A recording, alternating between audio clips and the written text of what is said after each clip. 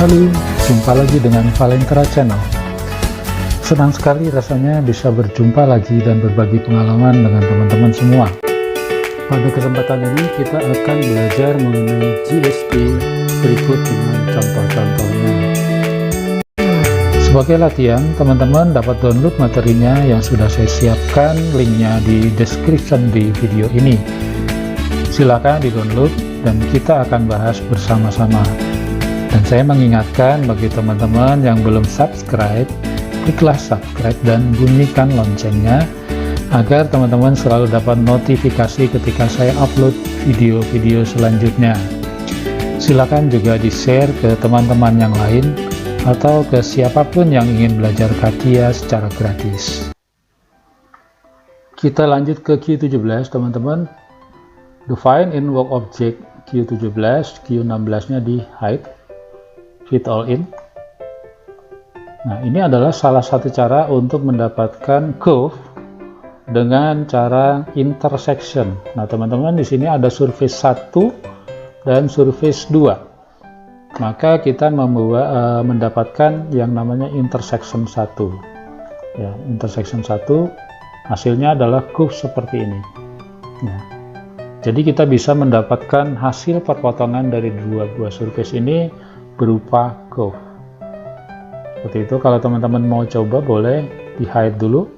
Awalnya seperti ini. Bagaimana untuk mendapatkan curve dari sebuah surface ini, dua buah surface ini? Maka kita bisa gunakan di sebelahnya projection ada yang namanya intersection. Klik intersection dari curve 1, surface 1 dan surface 2. Maka kita mendapatkan sebuah curve seperti ini. Ya, intersection itu juga bisa misalkan antara dua garis, perpotongan dua buah garis. Maka kita akan mendapatkan sebuah point sebagai intersection. Lanjut ke Q18. Define in work object Q18, Q17 nya di hide, fit all in. Ya, teman-teman, untuk yang ini kita menggunakan parallel curve. Di sebelahnya intersection ada yang namanya parallel curve. Ya, contohnya di sini sudah ada curve. Ya, kemudian di sini ada surface. Maka kita bisa membuat parallel curve dengan jarak tertentu. Ya, teman-teman boleh klik dua kali parallel 1, kita akan lihat pola pembuatannya. Parallel curve definition seperti ini. Curve-nya adalah curve, kemudian supportnya adalah surface, kemudian konstannya jaraknya adalah 40. Nah, di sini pun sama teman-teman. Di sini ada parallel mode-nya atau option-nya. Ada Euclidean, ada geodesic. Ini berlaku hukum yang sama ketika tadi kita membuat point on curve ya. Nah, ini adalah jarak Euclidean, artinya adalah jarak stretch seperti itu. Nah, untuk membedakannya kita bisa buat satu lagi curve menggunakan parallel curve. Klik parallel curve. Curve-nya adalah yang ini sama, supportnya juga surface yang sama, arahnya juga sama, ke kanan dibalik ya teman-teman. Kemudian jaraknya juga sama 40. Kemudian parallel mode-nya teman-teman ganti menjadi geodesic. Preview. Nah, perhatikan. Curve yang barusan kita buat atau paralel 2 di sini saya kasih warna yang berbeda, biru misalkan, dengan ketebalan berbeda. Ini adalah curve yang barusan kita buat. Ini adalah jarak paralel curve geodesic, sedangkan yang putih ini adalah jarak paralel curve Euclidean. Di sini ada selisih, kita akan lihat selisihnya. Selisihnya adalah 2,452 mm. Nah, sama teman-teman case-nya seperti yang point on curve. Hati-hati ketika kita menggunakan parallel curve karena di sini ada dua option dengan hasil yang sangat berbeda. Kalau kita tidak hati-hati, kita salah pilih, bisa jadi nanti hasilnya beda. Seperti itu. Kita lanjut ke Q19.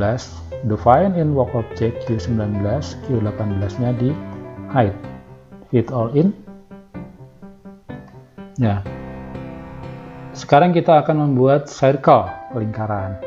Nah, teman-teman, di situ ada plan D, sudah ada plan, sudah ada poin 1, maka kita bisa membuat circle 1. Mudah sekali, klik 2 kali, menggunakan center dan radius. Circle type-nya adalah center dan radius.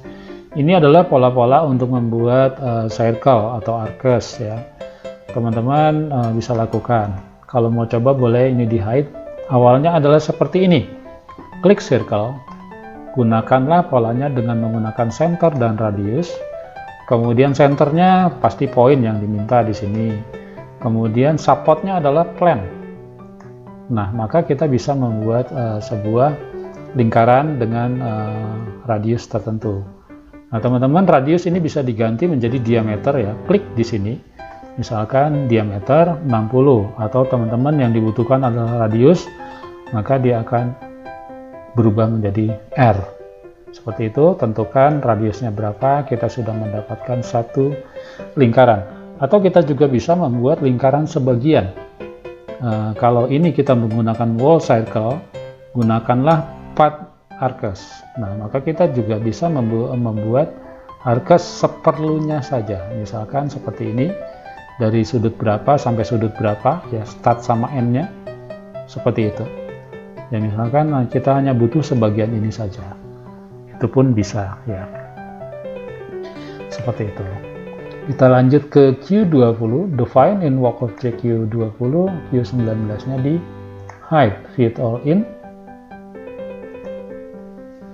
Nah, teman-teman, di sini ada 3 poin. Ada 3 poin, maka kita bisa membuat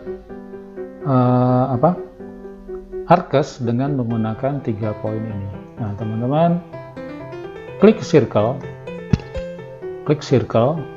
Kalau sini kita menggunakan center dan radius, maka di sini kita menggunakan 3 point. Karena media yang kita punya adalah 3 buah poin, kita gunakan 3 point. Misalkan ini poin 1, ini poin 2, ini poin 3. Nah, maka kita bisa membuat arcus seperti ini. Atau kalau teman-teman ingin membuat wall circle pun bisa. Klik wall circle, maka dia akan menjadi bulat. Nah, sebuah lingkaran. Kenapa dengan 3 poin kita bisa membuat lingkaran? Ya, karena dengan 3 poin itu kita sudah bisa membentuk sebuah bidang datar. Ya, seperti itu. Oke, maka jadilah lingkarannya seperti ini. Kita lanjut ke Q21, define in work object Q21, 20-nya di hide. Nah, ini adalah cara lain membuat lingkaran, teman-teman.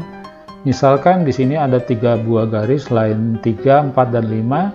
Kita bisa membuat lingkaran di tangent terhadap ketiga garis tersebut. Ya, pola pembuatannya teman-teman boleh klik 2 kali menggunakan 3 tangent. Ya, tangent terhadap ketiga sisinya.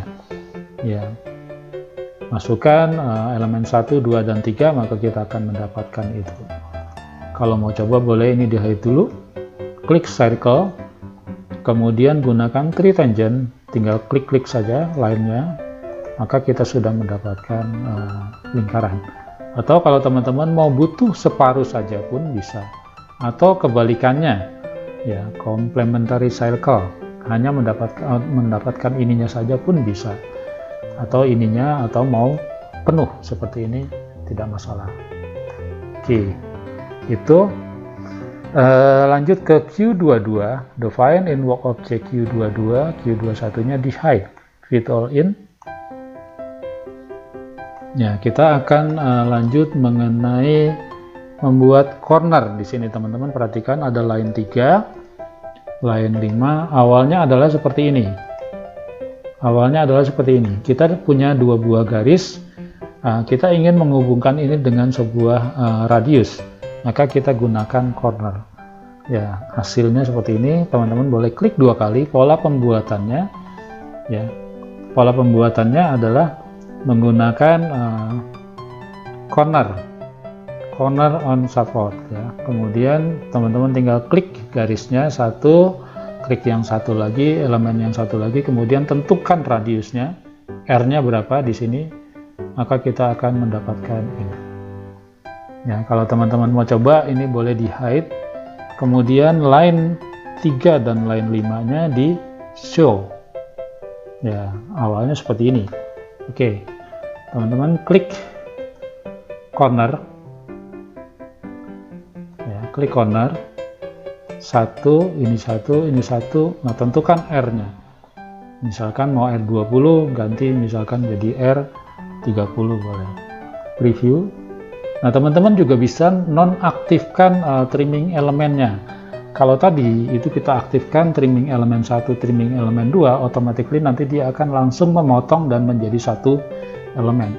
Tetapi kalau ini kita tidak aktifkan, centangnya kita lepas, preview, kita hanya mendapatkan satu arkesnya saja.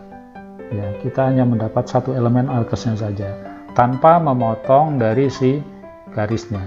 Seperti itu. Oke, teman-teman, kita lanjut ke Q23. Nah, teman-teman, di Q23 itu ada beberapa poin. Nah, dari beberapa poin ini kita bisa membuat sebuah curve atau spline. Ya.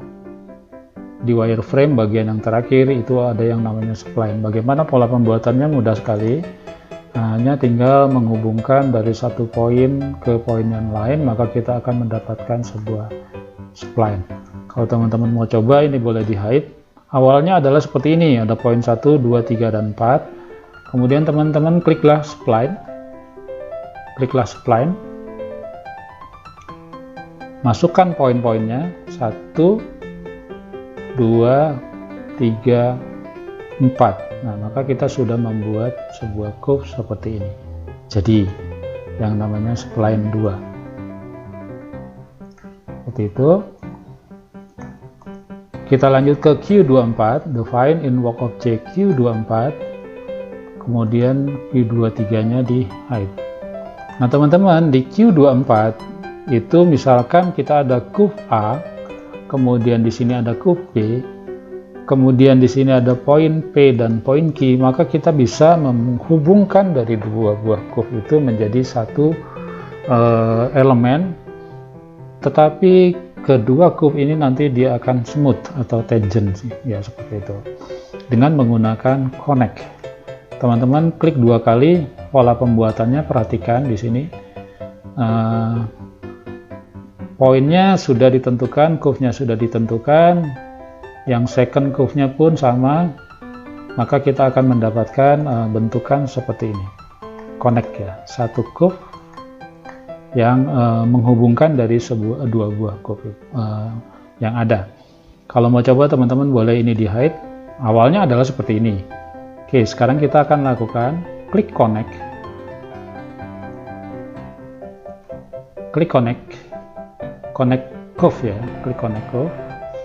Kemudian poinnya mana? Tentukan dulu, poinnya adalah ini. Kemudian curve-nya ini. Arahnya adalah ke kanan misalkan. Ini harus satu arah ya teman-teman. Kemudian poin kedua mana? Poin kedua adalah ini. Curve yang kedua adalah ini. Nah, perhatikan. Ini arahnya harus searah, harus sama. Kalau tadi ke kanan, maka ini pun harus ke kanan. Maka arahnya ini harus dibalik. Anak panahnya harus dibalik atau reverse direction seperti itu. Nah, maka dia menjadi smooth seperti ini. Ya. Continuity-nya di sini kita minta adalah tangency. Ini juga tangency ya. Maka kita akan mendapatkan curve yang tangent dari curve 1 dan curve A dan curve B ini. Seperti itu. Baik teman-teman, sampai di sini dulu pembahasan kita, dan kita akan lanjutkan pada video-video selanjutnya.